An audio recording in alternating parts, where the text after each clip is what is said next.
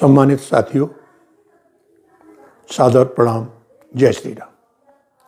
आज मैं एक ऐसे अद्भुत सर्व रोग शोक नाश महामंत्र का चमत्कार कहें या प्रभाव बताने जा रहे हैं, जिससे रोगों के अलावा अन्य व्याधियां भी समाप्त होती हैं। और ये परम पूज्य भाई जी श्री हनुमान प्रसाद जी पोद्दार द्वारा संपादित गीता वाटिका से प्रकाशित जो पुस्तक है रोगों के सरल उपाय में इसका उल्लेख है, से सादर साभार आपकी सेवा में प्रस्तुत करने जा रहा हूँ। मेरी आप सबसे प्रार्थना ये है कि मंत्र की सिद्ध करने की प्रक्रिया और मंत्र इत्यादि के जानकारी के लिए कृपा कर पूरे हमारी इस संवाद की यात्रा में साथ रहने की कृपा करें।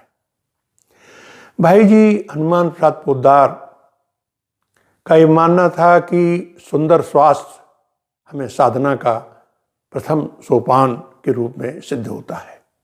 और कहा भी गया है कि आरोग्यम महासुखम, और ये भी कहा गया है कि प्रथम सुख निरोगी काया। लोगों ने, कवियों ने ये भी कहा है कि सबसे प्रथम कर्तव्य है स्वास्थ्य को बढ़ाना। हमें स्वास्थ्य के बिना ही आज हम पड़ रहे क्लेश में। तो स्वास्थ्य की महिमा गाई गई है। स्वास्थ्य ही संसार में सारे सुखों का मूल है, इसकी अवहेलना करना बड़ी ही भूल है। तो इस तरह के हमारे शास्त्रों में, पुराणों में और लोकोक्तियों में स्वास्थ्य की महिमा का बखान किया गया है। भाई जी ने हमेशा इस बिंदु को सामने रखा। साथ ही उनकी मनोवृत्ति थी परोपकार और कल्याण, और दूसरे के दुखों को देख के उनका कोमल सुमन फूल जैसा दिल जो है पिघल जाता था। और ये एक अच्छे सिद्ध संतों के लक्षण भी बताए कि पर दुख द्रवय सुसंत पुनीता। तो भाई जी के अंदर ये वंदनीय अनुकरणीय गुण था, इसीलिए उन्हें पर दुख कातर भाई जी के नाम से सुविख्याति मिली थी। हुआ ये था कि चूंकि सबको विदित है कि वो स्वाधीनता संग्राम में सक्रिय भागीदारी में थे, इसलिए उन्हें शिमला पाल में नज़रबंदी कर दी गई थी। उन दिनों हुआ ये कि जो हैजा है महामारी के रूप में वहाँ फैला उस परिवेश में, और ये हुआ कि उस पर कुछ चिकित्सा के उपचार कामयाब नहीं हो रहे थे। तो भाई जी ने क्या किया कि उस समय हेमोपैथिक की पुस्तकें और उसकी दवाओं का अध्ययन किया, और इसके पश्चात उन्होंने अपने पूरे मनोयोग से, सेवा भाव से लोगों की उस महामारी काल में सेवा की, और उसमें 58 लोगों को उन्होंने इस व्याधि से बचाया। और एक तो ऐसा प्रकरण है जो कई वर्षों से उसकी वाणी, मतलब कहा जाए कि वो मूक हो गया था, बोल नहीं पाता था, उसका उपचार किया। तो जब वो ठीक हुआ तो हजारों लोगों के साथ आकर के उसने बड़ा चमत्कारिक रूप में भाई जी का वंदन किया। तो ये महिमा है भाई जी के स्वभाव की, चिकित्सा पद्धति की और मंत्रों की। भाई जी ने इसके पश्चात एक ऐसा अभियान चलाया, सुप्रसिद्ध वैद्यों चिकित्सकों से अनुरोध किया कि आप सेवा भाव के रूप में जो घरेलू चिकित्सा है उसको लोकप्रिय करें, और उनके लाभ, उनके लाभार्थियों के जो फायदे हुए हैं उनको लिख के भेजें, हम कल्याण में उनका प्रकाशन करेंगे। और उन्होंने नियमित रूप से इस परंपरा का निर्वहन किया। इसी क्रम में जो मैं आज का जो प्रसंग आपको बताने जा रहा हूँ वो है कि जैसे हमने बताया ये महामंत्र है सर्व रोग शोक हर महामंत्र, यानी इससे सब प्रकार के रोग शोक व्याधियां विनाश होती हैं। और इसका भाई जी की परामर्श से सुप्रसिद्ध वैद्य श्री गोपाल द्विवेदी जी ने कल्याण में भी लिखा है। उन्हीं के शब्दों में हम आपको इसकी महिमा बताने जा रहे हैं और सिद्ध करने की प्रक्रिया भी बताने जा रहे हैं, ताकि आप लोग इससे सिद्ध कर लें। और इससे मैं क्या कहूँ कि इतने आश्चर्यजनक परिणाम प्राप्त हुए हैं, सुखद अनुभव हुए हैं वो अपने विश्वास के ऊपर कायम है। तो मैं अधिक न करके उनके शब्दों में जा रहा हूं। वो लिख रहे हैं कि आज मैं अपने हृदय मंडल से अपने स्वानुभूत यानी खुद जो उन्होंने वो अपने अनुभव किए हैं सफल फलप्रद महामंत्र को जन कल्याणार्थ कल्याण के पाठकों के समक्ष उपस्थित कर रहा हूं। जो उस समय उन्होंने लिखा था, मैं इस पुस्तक से पढ़ रहा हूं जो अभी गीता वाटिका से ही प्रकाशित हुई है। मैं पूर्ण आशा करता हूं कि कोई भी मानव यदि पूर्ण विश्वास युक्त हृदय से इसका प्रतिदिन जप करेगा तो हर प्रकार के दुखों से छुटकारा पाकर परम शांति को प्राप्त होगा। आगे वो लिख रहे हैं कि मैंने इस मंत्र के द्वारा बड़े बड़े तांत्रिकों के मारण, उच्चाटन, वशीकरण तंत्रों से जो लोगों को दुष्प्रभाव हो रहा था उनको रोका।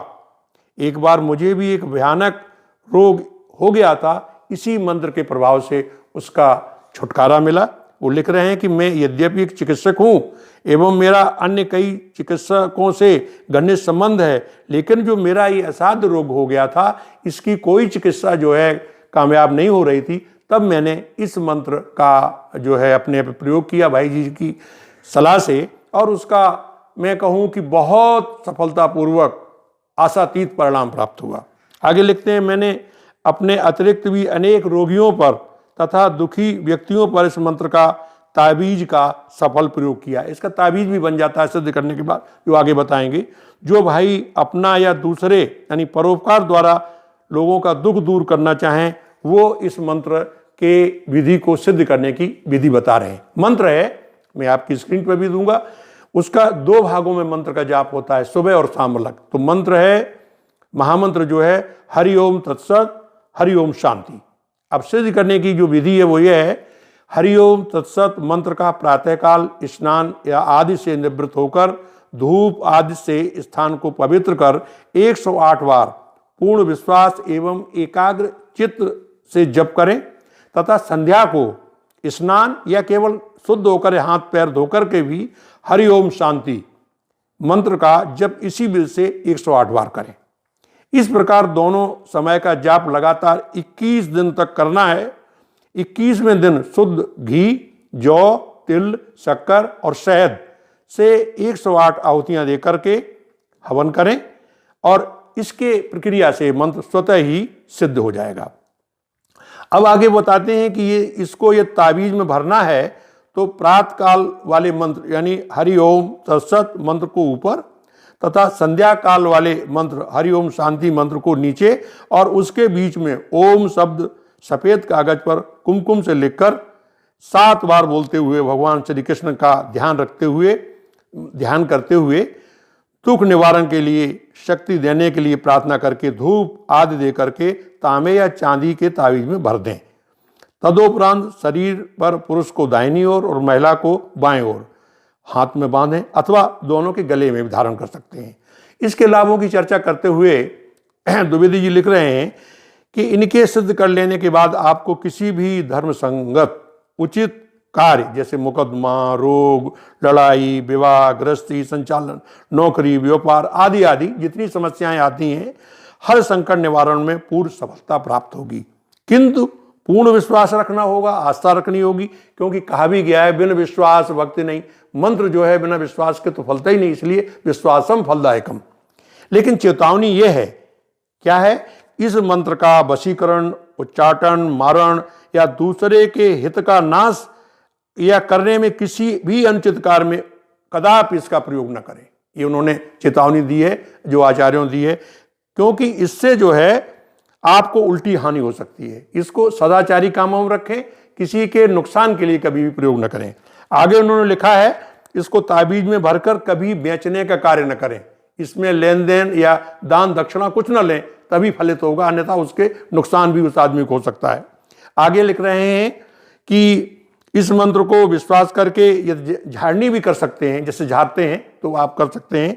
सर्प या जहरीले किसी भी कीड़े के दंश पर या बच्चों के रोग को ताबीज या न मिलने पर मंत्र को किसी नुकीले यानी जैसे चाकू इत्यादि से यूँ झाड़ते हुए उसको उच्चारण करके फायदा कर सकते हैं।